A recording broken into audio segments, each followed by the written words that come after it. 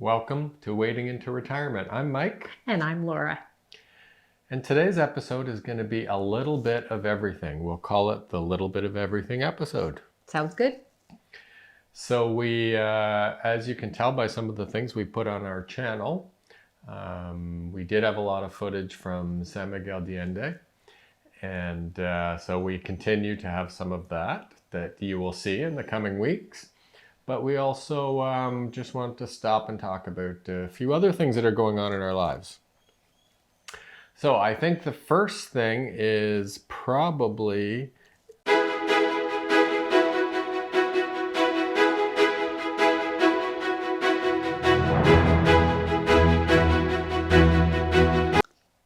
the wedding. The wedding. Yes, there is a wedding. For those of you that did not know, we are not married, but now we will be. So later in September of this year is the date. Yes. And so we have been in the heavy throes of planning the wedding. We have been. And I love the date. It's the 23rd of 2023. Yes. So yeah, we've got the guest list. We have invites out. We've got, halls booked, all sorts of things. And yeah, we also have a dog in the background that's crying. Maybe you can hear her, maybe not. So that's exciting news and has been consuming a lot of our time recently. It has been. So I think the next thing that is news is I've been in contact with a mortgage broker in Mexico. So that has been interesting. They've taken some information and they're going to get back to me and run some numbers. There's a whole thing around mortgages in Mexico, around whether you're a resident or not a resident. So you can get a mortgage there if you're not a resident, but they charge you higher interest rates. It's an international mortgage. Or you can get temporary residency or permanent residency, and then some of the banking processes become a little bit easier to maneuver. I think when I say easier, that's probably a weird term because I don't think any of it's ever going to be easy, but it becomes a little more bearable. So, And for those of you that watched our episode with the real estate agent, he actually recommended that we keep this house because of its location and its ability to generate money if we decided to go even for half the year. So to do that means that, getting a mortgage is a little bit more attractive, I guess, an idea for us at this point. Yeah. And I mean, we have to consider the interest rates. That's something we haven't talked about in a little bit, but they continue to go up. I think the Bank of Canada is going to increase the rates again here in the next couple of weeks. So that's something to consider. You don't want to head into retirement with a huge debt load. So we're kind of walking that fine line to figure out what is the right amount for us and what is it that we're comfortable with in terms of owning a secondary property and how that might look. You did mention something about residency. And with the timing, I think, of the wedding happening in September, and putting our paperwork in, it's a rather interesting situation we find ourselves in. Yeah, only in that we understand the residency process. So you can get temporary or permanent residence. And they each have different thresholds and there are financial thresholds. So you go to the embassy in the country that you live in, you apply for, let's say, temporary residency. And we're close to the Ottawa consulate, so we would probably go there. So what they're looking for is individually, you need $4,500 Canadian after tax income a month. Yes. So if you can prove that for 6 months, you get temporary residency. So that's a pretty high threshold. Well, it is, and I've just recently switched jobs as well, so that might also be a wrinkle with it. Or the other way you can get residency is just based on your savings. So if you can show 6 months of either investments, RRSPs, whatever it happens to be, bank account balances of, I believe it's about $130,000 each. So I would have to have that in my name. Laura would have to have that in her name. That's the other way you can get temporary residency. Once you have that for 3 years, so that's step one of temporary residency. Then you go to Mexico, you actually go to one of their immigration offices, and because you are in the country, they validate it.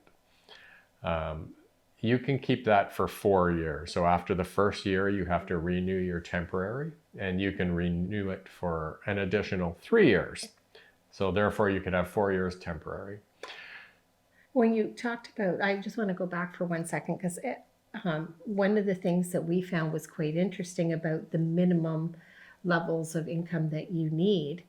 That isn't stable. That can change yearly and go up by a percentage. And in the last few years, they are noticing, and we've seen other YouTubers, we've talked to other people that are finding those levels higher and being raised, not just for Mexico, but for other countries that seem to be attractive for expats. Yeah.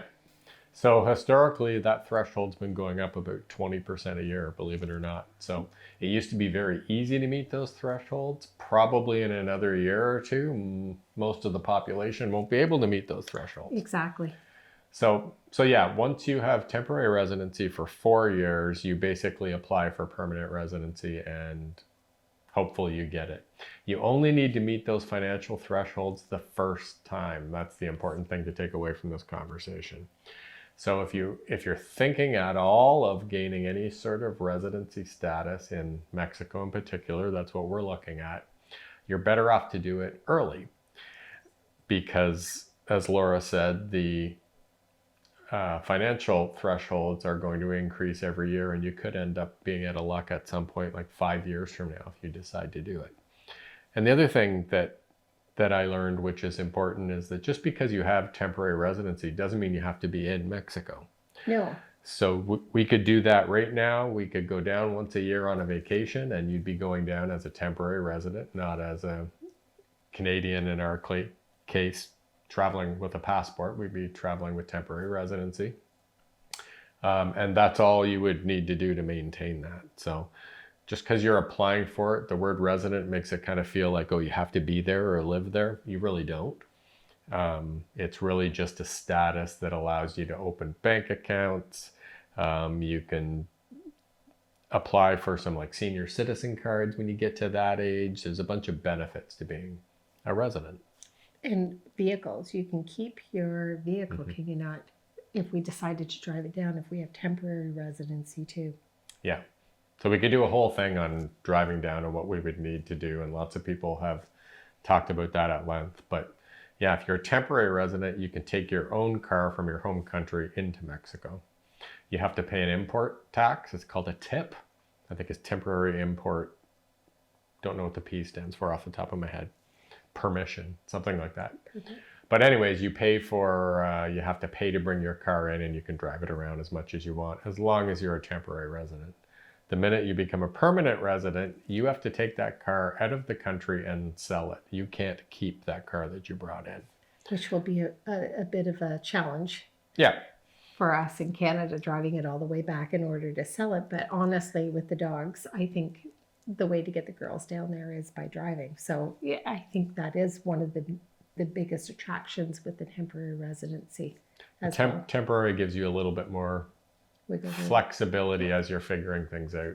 If you're going to land there and stay there 100% of the time, obviously you're going to sell your car locally and just buy a new vehicle in Mexico, which is what they want you to do anyways.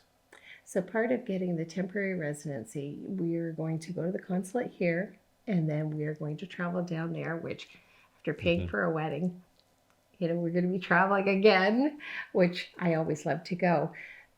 But we have talked about, what am I going to do with my last name? And will that impact our ability to get the temporary residency? Because we like to keep everything nice and clean as far as names and application forms, because it does make it a little bit more challenging. Yeah. I think for us. So we're waiting to hear back from the consulate in Ottawa in terms of, should we apply for residency before we get married? And if so, what are the implications to that versus after we get married and dealing with name changes and, Laura's previous surname might be on all her bank accounts. And do we have to do all of that before they would grant us temporary residency. So we're waiting to see what the answer to that is. So I think the other thing, Rocket. Oh, I know. So I don't want to talk about Rocket. One of us has been actively increasing their Spanish vocabulary. Who would that be? It's not me. That's It's why I didn't not want you. to talk about the subject. So we've had a membership for Rocket Spanish for probably coming up on a year now. Yeah. So I've taken it seriously, and every day Lately. I've been doing my Spanish. I'm not going to share that with you right now because I don't want to get ridiculed. But it's an important part of It is. being part of another culture. So yeah, I've been doing Spanish, and I'd highly recommend Rocket Languages. They do a whole bunch of them. Spanish might be one of their more popular ones, but it's worked out quite well for me and for us so far. So that's something else that's been percolating as we've thought about the residency and some of the other travel implications and things that we've talked about.